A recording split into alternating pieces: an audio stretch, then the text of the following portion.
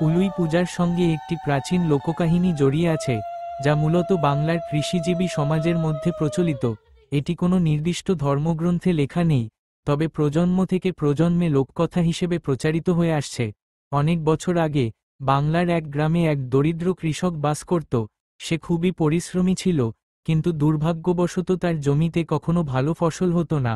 খরার সময় তার জমি শুকিয়ে যেত, আবার অতিবৃষ্টিতে ফসল পচে যেত। ফলে সে আর্থিক সংকটে পড়ে যেত এবং পরিবার নিয়ে অনাহারে দিন কাটাত।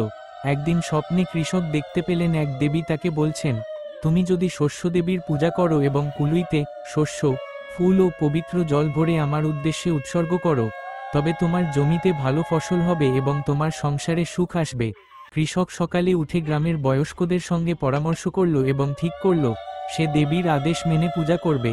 এরপর সে কুলুইতে শস্য, ফুল ও জল ভরে দেবীর উদ্দেশ্যে উৎসর্গ করল এবং আশ্চর্যজনকভাবে সেই বছর তার জমিতে প্রচুর ফসল ফলল। ধীরে ধীরে এটি আশেপাশের গ্রামেও ছড়িয়ে পড়ল এবং সবাই এই পূজা করতে শুরু করল। এইভাবেই কুলুই পূজা প্রচলিত হয়, যা মূলত কৃষিজীবী সমাজের মঙ্গল ও শস্য উৎপাদনের সমৃদ্ধির জন্য করা হয়। এই পূজায় দেবীর আশীর্বাদ কামনা করা হয়, যাতে কৃষকেরা ভালো ফসল পায় এবং পরিবারের সুখ সমৃদ্ধি বজায় থাকে।